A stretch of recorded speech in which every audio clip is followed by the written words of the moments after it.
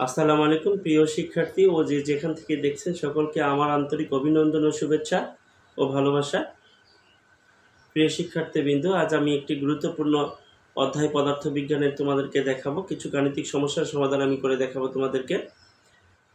প্রিয় শিক্ষার্থীবৃন্দ, বিশেষ করে যারা 2026 সালে এসএসসি পরীক্ষার্থী আছো, তাদের জন্য আজকের এই পাঠটি খুবই গুরুত্বপূর্ণ। এর আগে আমি তোমাদের জন্য প্রথম অধ্যায়ের সকল গাণিতিক সমস্যার সমাধান আমি দিয়েছিলাম।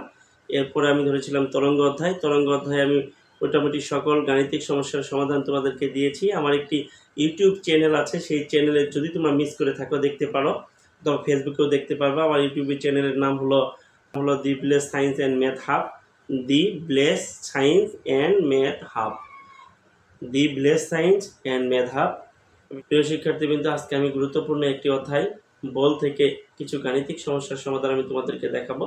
এই গাণিতিক সমস্যাগুলো সমাধান করতে গিয়ে আমি যাতে তোমাদের অঙ্কগুলো বুঝতে সহজ হয় এবং তোমরা যাতে ধরে রাখতে পারো, এর জন্য আমি এই অঙ্কগুলোকে গাণিতিক সমস্যাগুলোকে তিনটে ভাগে ভাগ করেছি। একটি ভাগে নিয়েছি আমি ঘর্ষণ বলের অঙ্ক, আরেকটি ভাগে নিয়েছি আমি ভরবেগের সংরক্ষণ সূত্রের উপর ভিত্তি করে কিছু গাণিতিক সমস্যা, আরেকটি ভাগে আমি কপিকলের কিছু অঙ্ক এবং মহাকর্ষ বলের কিছু অঙ্ক আমি তোমাদেরকে দেখাবো। প্রিয় শিক্ষার্থীবৃন্দ, প্রথমে আমি ভরবেগের সংরক্ষণ সূত্র দ্বারা কিছু অঙ্ক গাণিতিক সমস্যার সমাধান আমি দেখাবো। ভরবেগের সংরক্ষণ সূত্রগুলোর মধ্যে যে সূত্রগুলো ব্যবহৃত হবে সেই সূত্রগুলো আগে আমি তোমাদেরকে একটু লিখে দেখাবো। ভরবেগের সংরক্ষণ সূত্রগুলো কি কি আছে তোমরা লক্ষ্য করো।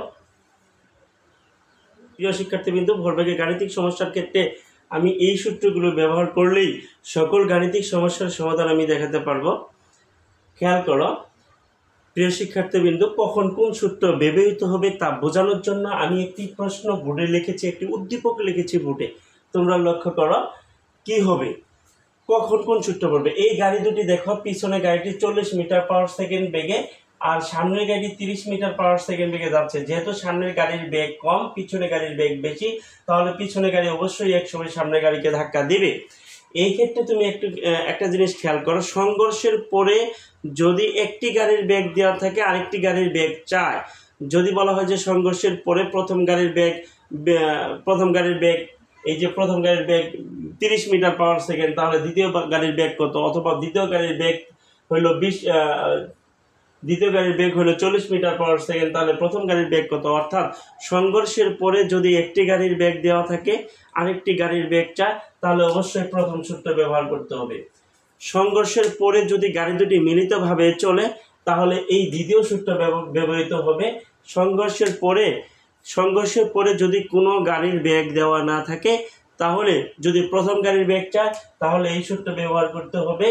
আবার যদি সংঘর্ষের পরে কোনো গাড়ির বেগ দেওয়া না থাকে, তাহলে যদি দ্বিতীয় গাড়ির বেগ চায় তাহলে এই সূত্র ব্যবহৃত হবে। এখন খেয়াল করিও, এখানে ইউ হলো আদিবেগ, U1 বলতে প্রথম গাড়ির আদিবেগ, M1 প্রথম গাড়ির ভর, M1 হলো প্রথম গাড়ির ভর, M2 দ্বিতীয় গাড়ির ভর, U1 প্রথম গাড়ির আদিবেগ, U2 দ্বিতীয় গাড়ির আদিবেগ। অর্থাৎ সংঘর্ষের পূর্বের বেগটাকে U1, সংঘর্ষের পরের বেগটাকে V ধরা হয়েছে। সংঘর্ষের পূর্বের বেগকে U, সংঘর্ষের পরের বেগকে V ধরা হয়েছে।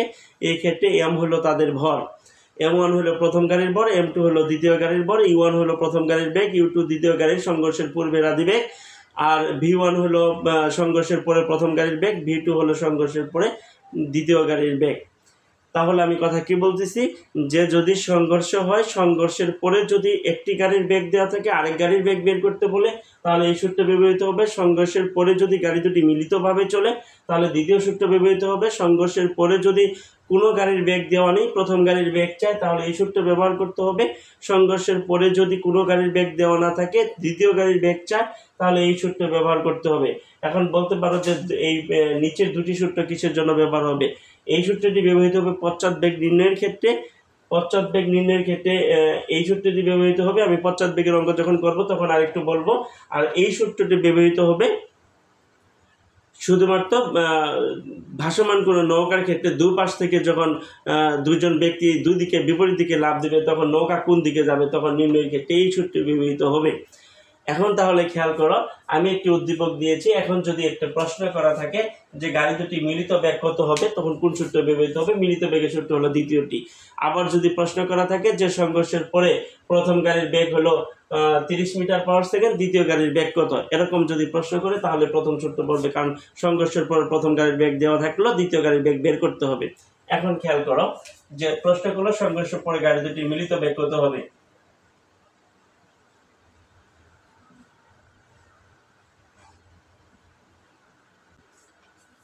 এখন যদি প্রশ্ন করে এমন, খেয়াল করো যে সংঘর্ষের পরে গাড়ি দুটি মিলিতভাবে চললে গাড়ি দুটির মিলিত বেগ কত হবে নির্ণয় করো, এমন যদি প্রশ্ন থাকে তাহলে সংঘর্ষের পরে মিলিত বেগ যদি চায় তাহলে কোন সূত্র ব্যবহৃত হবে? আমার দ্বিতীয় সূত্র ব্যবহৃত হবে মিলিত বেগের ক্ষেত্রে। তাহলে আমরা এখানে কি পাইতেছি, খেয়াল করো যে m1 হলো প্রথম গাড়ির ভর, m2 হলো দ্বিতীয় গাড়ির ভর। প্রথম গাড়ির ভর কত আছে?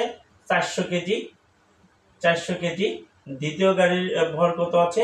800 কেজি, 800 কেজি। প্রথম সংঘর্ষের পূর্বে প্রথম গাড়ির বেগ u1 সমান হলো 40 মিটার পাওয়ার সেকেন্ড।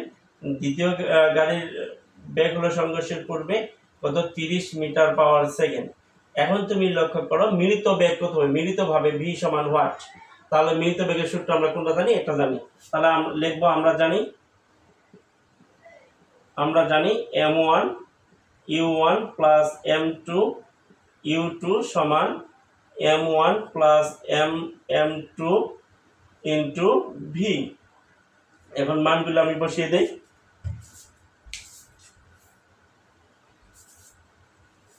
m1 এর মান কত আছে আমার? 400। u1 এর মান কত আছে? 40। m2 এর মান কত আছে আমার? 30। u2 এর মান কত আছে? m2 এর মান কত আছে আমার? 800 গুণন u2 এর মান কত আছে? 30 সমান m1 মান কত আছে? 400 প্লাস m2 কত আছে? 800 ইন্টু v। তাহলে আমি কি পাইতেছি? 400 800 1200 v সমান, এখানে পাইতেছি 4 4 গুণ করলে 16, 16,000 যোগ 3 8 24, 24,000। তাহলে v সমান 16,000 24,000, এই হলো আমার 40,000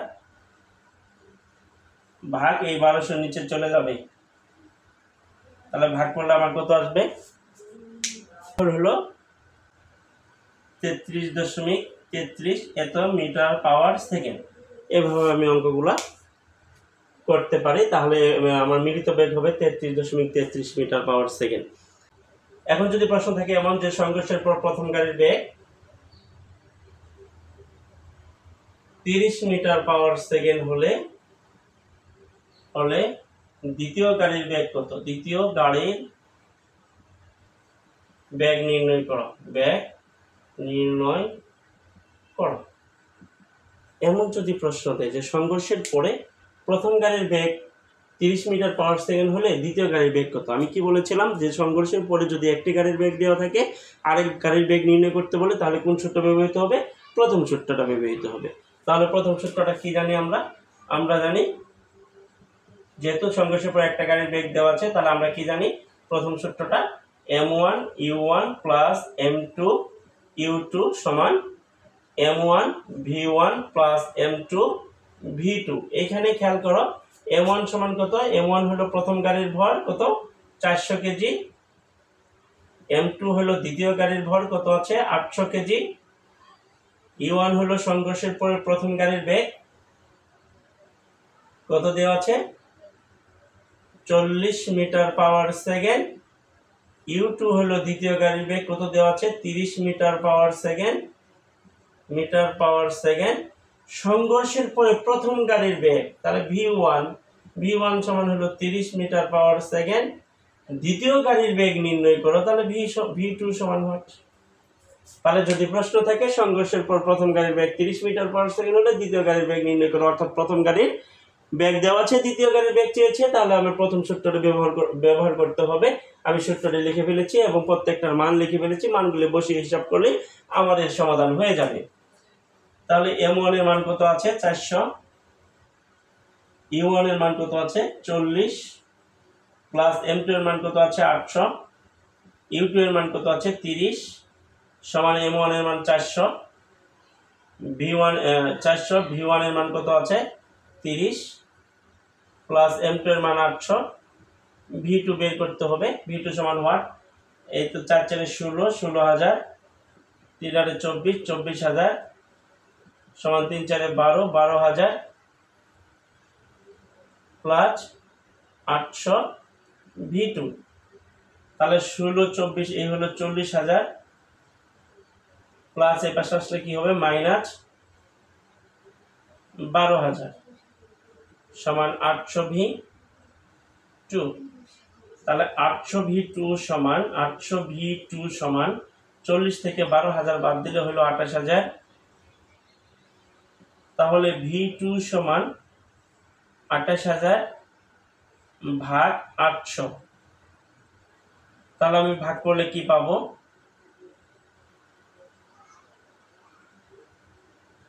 v2 সমান কত আসবে 35 মিটার পাওয়ার সেকেন্ড। তাহলে v2 এর মান পাবো আমি 35 মিটার পাওয়ার সেকেন্ড। এভাবে আমি যদি সংঘর্ষের পরে একটা গাড়ির বেগ দেওয়া থাকে আরেকটা গাড়ির বেগ বের করতে পারি। যদি v2 এর মান দেওয়া থাকতো তাহলে v1 সমান হোয়াট লিখতাম, v2 এর মান বসে হিসাব করতাম, এমন হয়ে যেত এভাবে। এখন দেখো প্রশ্নটা যদি এমন হইতো যে সংঘর্ষের পরে প্রথম গাড়ির বেগ নির্ণয় করো, এরকম একটা প্রশ্ন দেওয়া আছে। এই ক্ষেত্রে সংঘর্ষের পরে কোনো গাড়ির বেগ দেওয়া নেই, এমন কথা লেখা নেই যে সংঘর্ষের পরে গাড়ি দুটি মিলিতভাবে চলবে। কি বলা আছে যে সংঘর্ষের পরে প্রথম গাড়ির বেগ নির্ণয় করো। তাহলে প্রথম সংঘর্ষের পরে কোনো গাড়ির বেগ দেওয়া নেই, প্রথম গাড়ির বেগ নির্ণয় করতে গেলে তাহলে আমার এই সূত্র ব্যবহার হবে। v1 সমান, তাহলে আমরা জানি কি জানি v1 সমান m1 minus m2 into u1 plus 2m2 u2 by m1 plus m2। একেবারে সহজভাবে আমরা এটা বের করতে পারি।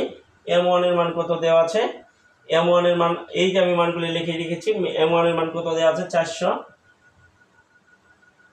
মাইনাস m2 আছে কত 800, ইন্টু u1 এর মান দেওয়া আছে 40, প্লাস 2m2 এর মান কত দেওয়া আছে 800, u2 এর মান কত দেওয়া আছে 30, বাই m1 এর মান দেওয়া আছে কত 400, যোগ m2 এর মান 800।